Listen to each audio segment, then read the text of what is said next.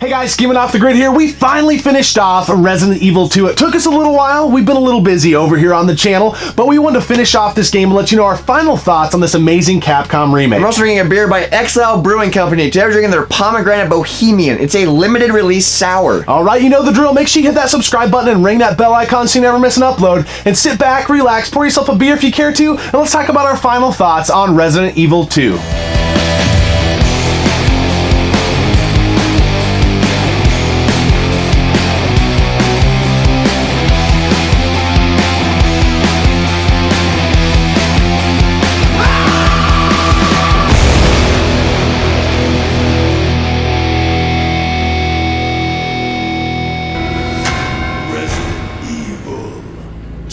Alright, here we go. We just finished off Leon's story in Resident Evil 2. What'd you think of this remake? Oh my gosh, it's incredible. We talked about it a lot in our first impressions, how I was just blown away, but the entire game is so sweet.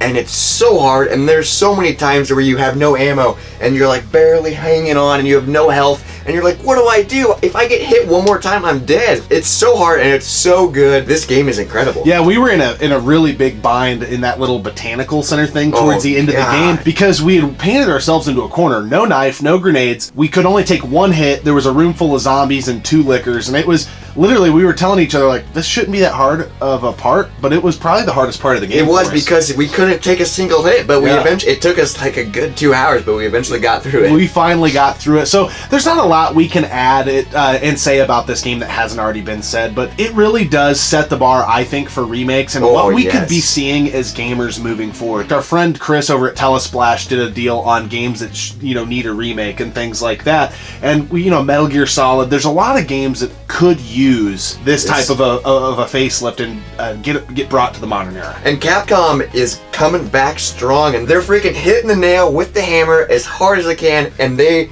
are making amazing products again. It's just kind of like the time of the remake, I feel. We got the Crash Bandicoot reimagined trilogy or whatever, the Spyro trilogy, we got this. I just think it's a really cool thing, and I like it because it lets the newer generations play the games. Like, I still love the original Resident Evil 2, but it helps bring the story and those games to the modern era. Which is really cool. So now let's jump in to our full review of the game, and let's talk about the graphics. Okay, I think they're really good. I would say a 4.5. Yes, out of 5. Yeah, I think...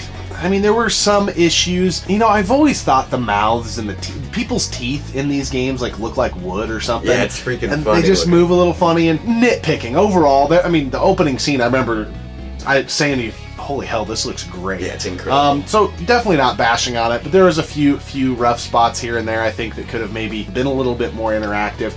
And the environment, yes, they're remaking the second one, but you can't interact with everything, and I think that's kind of important, I think, as well. Yeah, it's really important. Now let's talk about the sound. I'm gonna give sound 5 out of 5, but you have to get the DLC original soundtrack. Totally agree. So that turned the game for us for sure into a whole different experience. We played a third of the game with the new sound and everything, and it was still fun and enjoyable. It was fine. They did a good job with it. But then we went and bought the sound and we applied it, and just instantly I was like, oh, this is a different game. Yeah, this is so sweet. If you have the deluxe version, you probably already know that. I believe it came free as a part of that, but it definitely takes the game to the next level. And I think the original Res 2 had a far superior soundtrack, and when you start that game up with the new soundtrack, you get that classic Resident Evil 2. Oh, yeah. It just sets the tone. So I agree with you. The sound was great. The gun sounded just huge, and we were listening to it on surround sound while we were playing it, and you can hear things all around you. I think they did a very good job with that. The controls, what do you think? The controls are typical Resident Evil controls, but I felt like they were a lot more smoother than the older games. Yeah. So I'm going to give the controls 4.5 out of 5, which is still a really good score, but sometimes it's hard because you gotta hold a certain button and then press another button to use your knife. It's kind of confusing, but overall they're pretty good. Yeah, it still has a little bit. It's not full-on tank controls like the original Res games and survival horror games, but it just kind of got a stiffness to it. Yeah. It does add to the fear factor and the sense of urgency. Yeah, I think they do that on purpose. Yeah. But it's hard to get used to. Yeah, I think if you were someone who is not a typical fan of survival horror games, or doesn't have a lot of experience, and you're more into first-person shooters and stuff, you would come over and play this game, and you would definitely say that the controls feel a little stiff. but a 4.5 is not a bad score. Yeah, that's a really good score. And now let's talk about the replay value, because this is really important with new games and stuff, because a lot of new games, you plug it in, you beat it, and you never want to touch it again. So what do you think the replay value of this game is? I think it's great. The reason I really, really, really like this game, we talk all the time about how we're just spread thin on time. We're creating content, we're trying to, do all these different things with the channel, and you can beat this game in, I would say, 7 to 10 hours. Yeah.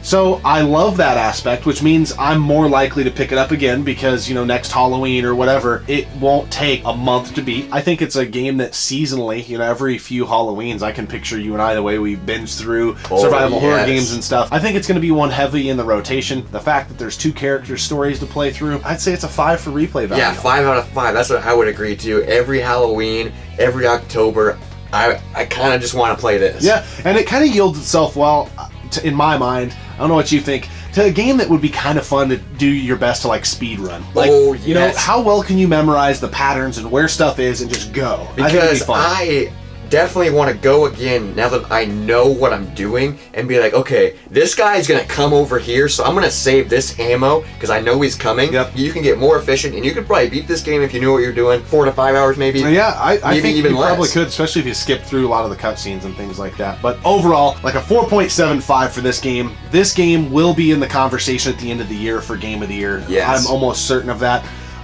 I don't know that it's going to come out as the Game of the Year. I would hope that there's more in store for us here in 2019. 2019 just started, and from a Nintendo Direct that just came out, we have a bunch of stuff Nintendo-wise coming. Yep. So it's going to be a great year for games. Absolutely, but I definitely think this game will probably take the cake for the best survival horror game. It was a ton of fun. I would recommend anybody to go out and get it. It's a fantastic remake, and speaking of fantastic, what do you think about this beer? We've said before, we're very fond of Exile as a brewery. I think their feather in their cap is how well they do on their sours. Yeah, their sours are incredible. They're just great.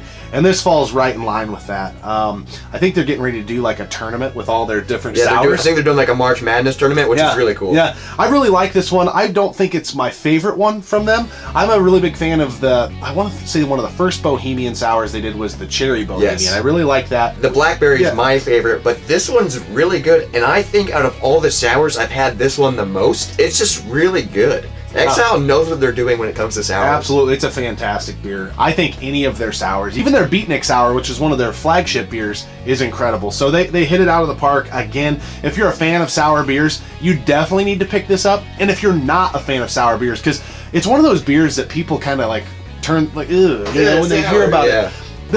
Theirs are different. They are just different. They're not. I can't really explain it. They're very unique.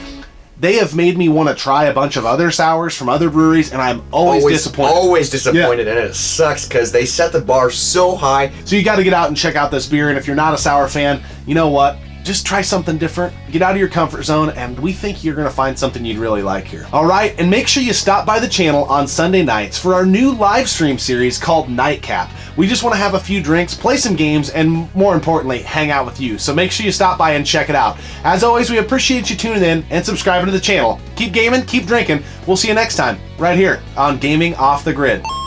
Channel on the planet to finally beat and do a review on Resident Evil 2, but we've been busy boys, so we're going to tell you today. Busy boys. Here we just finally beat Resident Evil 2, and yes, we are probably the last channel on the planet to accomplish that task, but we have been busy boys over here at Gaming Off the Grid, so but this remake is amazing when you